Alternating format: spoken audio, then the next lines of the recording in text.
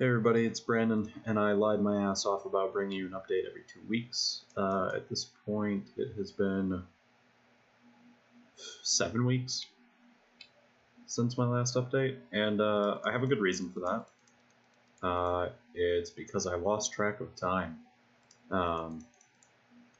Lately, I think last time I showed you all of the puzzles in their final forms. That really hasn't changed. There's not been a lot mechanically added, aside from like one-off event stuff. Let me start over. I have been working on the actual design of the mansion, the level itself that the game takes place in, and let's turn these off. And this is what it looks like, in its entirety. So it's been a lot of art and a lot of like specific event creation, like event scripting. Lots of making things that players touch once, and then it does something unique. So why don't we just run?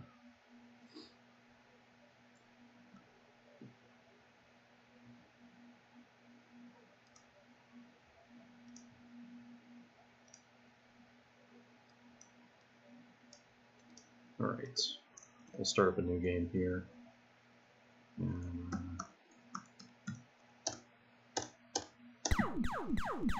Okay, that's a little loud. That's a little loud. Doesn't need to be coming through both ends. So yeah, we actually now I can't hear where the Shoggoth is. I'll just look at the audio outputs. So yeah, this is Shoggoth's coming.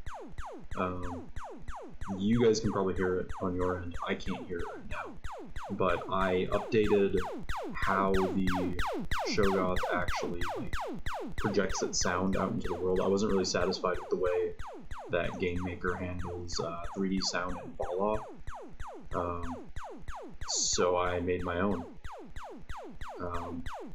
Basically, all I did was I'm still using the play sound at function, but I'm also manually modifying the gain of that sound based on the distance from you to the Shoggoth. Let's see if we just run. Oh, yep, that's unfortunate. I have a sprint feature in here right now just for my own sanity, so I'm not constantly getting caught.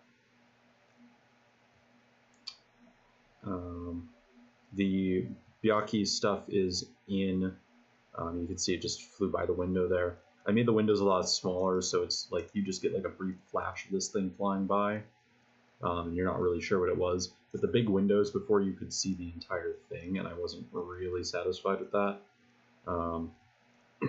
So yeah. As you can see, there's a bit of space to walk around this trigger zone. That's just so that when players walk in the room like this, they aren't immediately ambushed by the Byakhee. I don't think that's very fair, especially when it can kill you in one hit. So let's see if we can get him to spawn here. Oh, there he is. And he comes crashing through the window. Pew pew.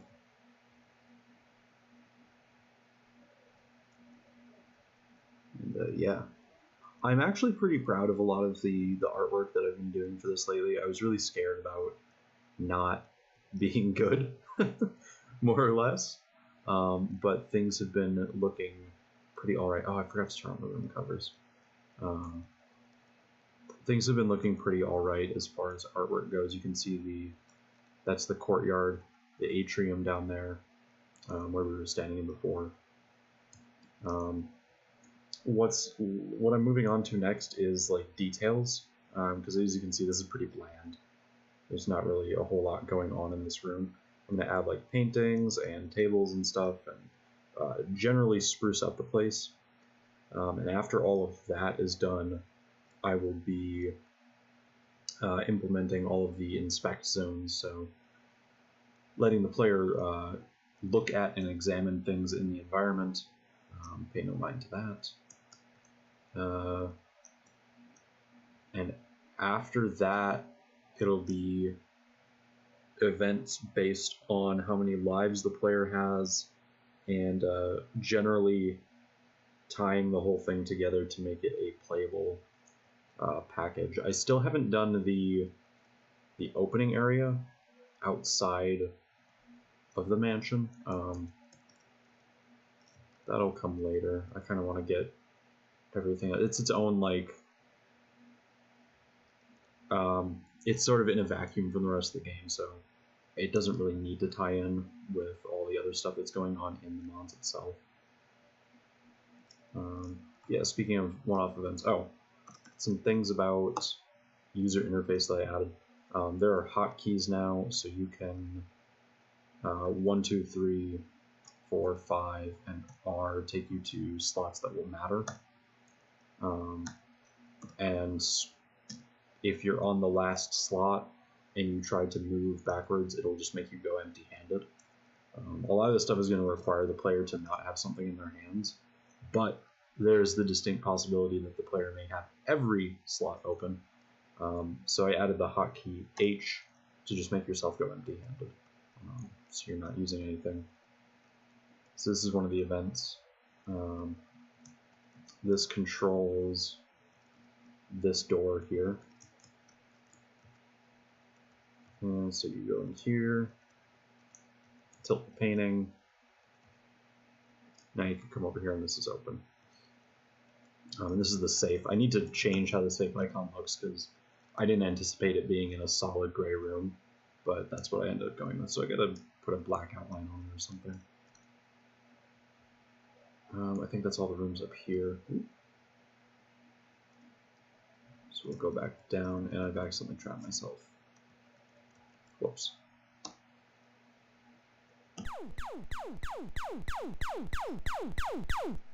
Oh shit. When the sound's not on, I always forget that that's actually there. So this is the ruins underneath the mods. There's lots of breakable stuff down here, and the rot ghouls are in the game now. You can see them sitting there.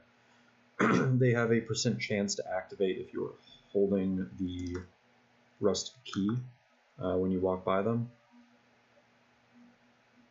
And that % chance goes up for every time that you've died. So the more times you die, the more aggressive the game gets with you. And there's I know that sounds like a negative feedback loop, but there's a good reason for it. So there are these rocks down here now too, which can be broken with the tremor totem. So if you can go one of these. Yep, he's waking up. Oh shit. Oh, that's unfortunate. I don't have enough bullets to kill him.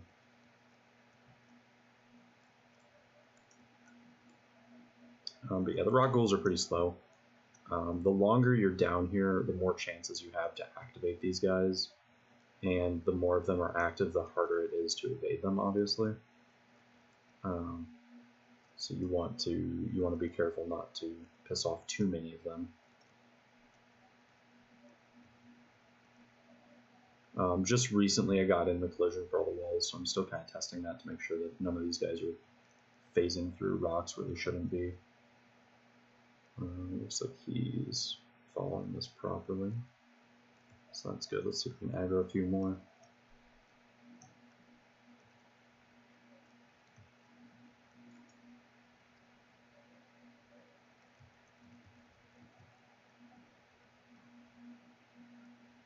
Shit. Okay. That needs to be changed. So those guys should properly come through the door there. And yeah, they're not walking through walls. Great! There's a secret passage here. Yay! Oh, shit, now I'm gonna die. Maybe. Sick jukes. So yeah, there's cutaway ceilings now for hidden passages. It's mostly for the rooms on the second floor so that you aren't seeing both bedrooms when you walk into one side of it. Just little things, little effects. I need to animate the water out here. And I'm about to show you the statue ghouls. So walking through here your first time, you're not going to have this rusted key. But you'll get it from this area over here, and then when you walk back, you'll walk through that zone and activate the ghouls. Hopefully you don't get grabbed by them. So this is the doorway for the end of the game. This is where all 3 of the game's main puzzles are, I guess, shown that you've completed them. You get 2 masks, which you put into the slots on the doorway there. I'm just going to lure these guys this way. And zip. So you can see that there are these masks surrounding the door. 2 of them are missing. You plug 2 of them in. Then the doorway is complete. You solve a different puzzle to activate this glowing rune, and then you'll be able to go through the door towards the end of the game. I'm wondering where those other ghouls are. They're having a hard time finding me. Ah, okay.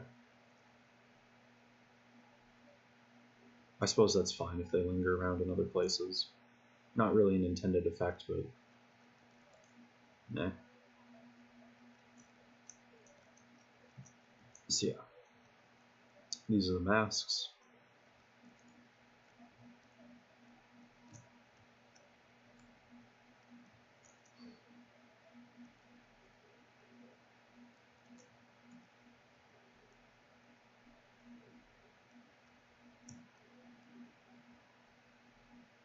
They're probably in this room, aren't they? Yep. Right. Shit. Well, that wasn't supposed to happen. Something funny. I was having an issue where the user interface itself is what handles holding and saving the player's inventory. Just because that's where it's all displayed, so I thought it was most convenient to store it there. I had a bit of an issue where it was like I'd walk into a room and half the objects in my inventory would disappear, but then I'd die and load in and they would still be there. It took me a month to figure out this bug, and it was really stupid. I have the GUI labeled as persistent, and I just was having one set in every room, which is not how you're supposed to deal with persistent objects. It took an embarrassingly long amount of time to figure out why that was happening, but I'm glad that I did. Okay, so we've got the masks here. You can place them into the wall, and it'll save that data. Now, if I were to die again, load back in. I suppose I can...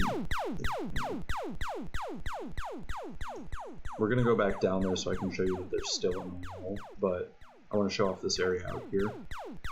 This is the garden maze. These red dots will not be visible when you're playing the game, but they represent pitfalls in the garden itself. So how do you tell where the pitfalls are? The red flowers are next to any place that is dangerous. So you can see there's up here there's like blue and yellow and purple, but down here there's a bunch of red flowers. There's red flowers over here. I might make the red a little bit more vibrant because I don't think it's quite obvious enough. But let's say you go to here and you hit this. You end up in the catacombs, which is an incredibly dark maze that is almost certainly a death trap unless you have the flashlight. And just by holding the flashlight, you get a bigger view of where you are. It's not perfect, obviously, and if I knew how and cared to figure it out, I would like to do a more realistic flashlight effect, but I think that might be a little bit too advanced for the retro aesthetic of this game. So like, rather than shining a a light straight down onto the player. I think it'd be neat to have light emanate from the player, so that it like shines down this hallway properly, but while I'm standing here I can't see that stuff on the right of the wall. That's probably going to take a bit of time though, and something I'm not super keen on. If I were making a more high-res game, I'd want to do that. But obviously there's ghouls down here, and there's actually, this is one of the places where you can get an upgrade to your gun, and you see it when you switch off of it, it gets dark again. But if you go this way, navigate these halls, no, that's unfortunate, and press this button, a secret door opens up, and now I have to try to evade him. Cheating. You can do it just for the sake of brevity. I'm not going to risk dying down here. Oh shit, okay. Zip zip zoom. Come over here, and you find the shotgun. As well as ammo. There's ammo for the revolver down here, and ammo for the shotgun, so if you come down here and you find the shotgun and you're like, I kind of want to keep my revolver for whatever reason, you can do that. Alternatively, if you already have the shotgun and you come down here, the revolver will be here instead. So it's sort of an option for you to switch out. Ooh, I did not put colliders on these walls. That's no bueno. So let's just kill this guy.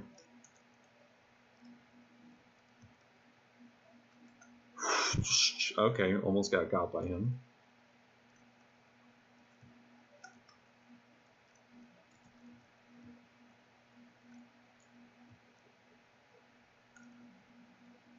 I may come back to this area and give it a dithered texture on the ground, just so it's a little bit more obvious what is ground and just what is shadow.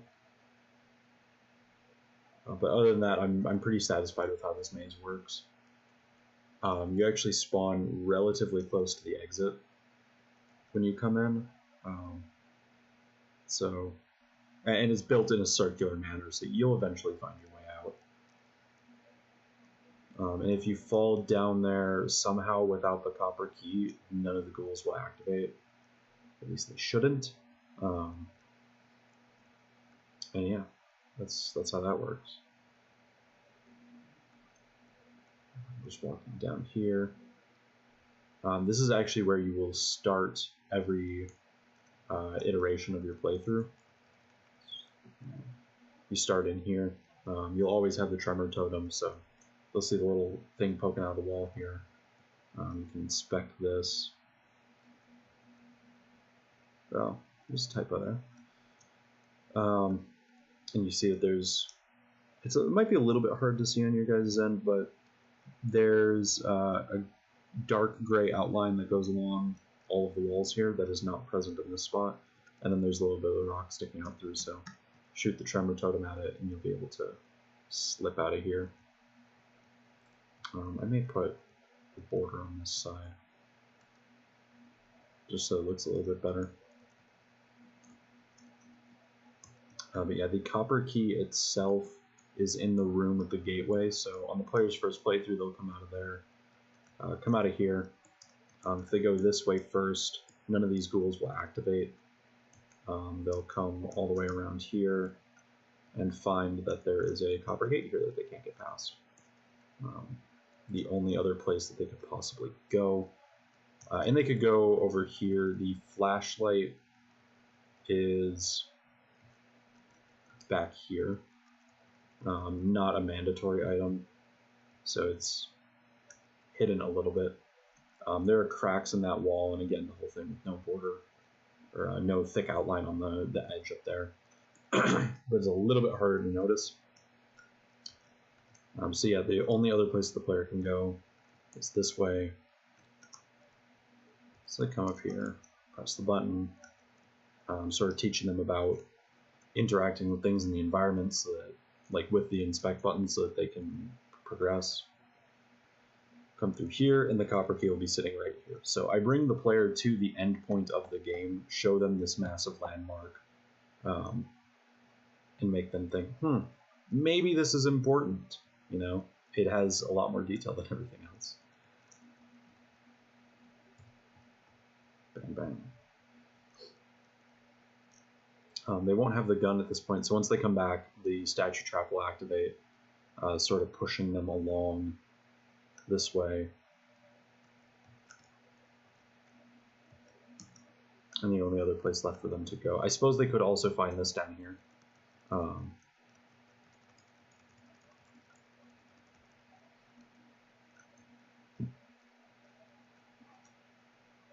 But this is another one of those dark corridors. So if they found the flashlight, this is a place for them to immediately use it. Again, it's not a mandatory item, and you can get through this area without it. It's just a lot more difficult. But totally possible for you to actually get down here without having the copper key, meaning that you wouldn't have to deal with all the ghouls down here. There's a big ghoul trap down here. And this is the site of one of the major puzzles in the game. Showed this off last time. I haven't yet changed the graphics on it. But now there's obviously a lot more detail. This is the level of detail that I want on every room in the game. Whether or not every room is actually going to get that level of detail, we'll see. I think this room in total took me like 3 hours to make. And there's 90 some. No, wait, that's way too high. 25, 16. No, 16. I'm bad at mental math. There's like 60 some rooms in the game. The catacombs that I was showing off a moment ago, those are already detailed basically in their entirety. I'm going to add a couple of bones and stuff. But those are basically done. That shadow hole down there is done. This is done. And a couple other spots are done as well. But yeah, I'd like everything to have a high level of detail to it, just so that I have more stuff to put inspect zones on. You know, make the whole detective aspect of this game a little bit more intriguing. So that's active now.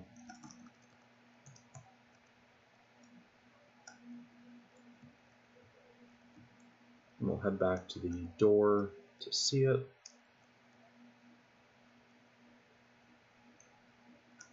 There's nothing over here, by the way.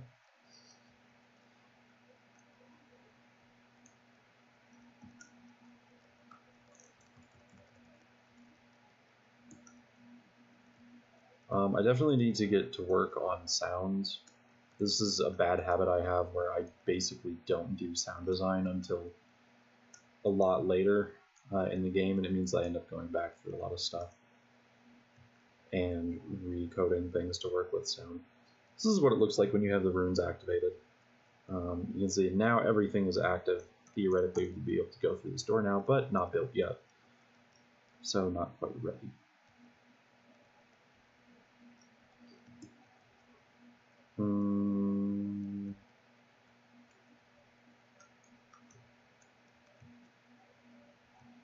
I noticed that those masks are not properly destroying themselves, which is bad. I'll have to figure out what's going on there.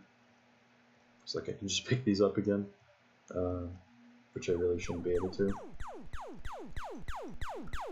The Shoggoth can slide through these broken doors, gateways, walls. Part of his non-Euclidean nature, I guess. Really, I can't be bothered to have him figure out a path other than a circle, like around all that stuff, and I kind of want him to follow that circular path anyway. So that he's on a set path on his patrol, but the player has to kind of weave in and out of that path. Let's go over here to the library. Yeah, there's some minor puzzles I need to do in regards to how players obtain these books. But other than that, the library is basically done.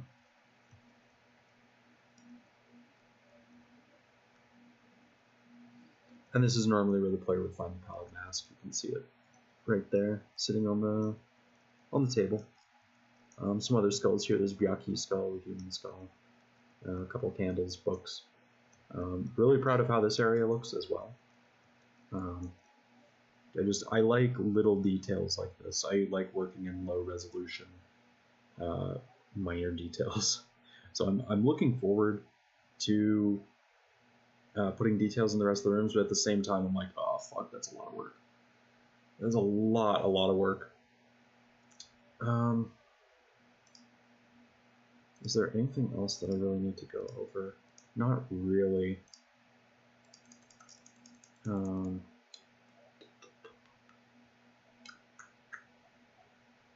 think that just about covers what I've been working on.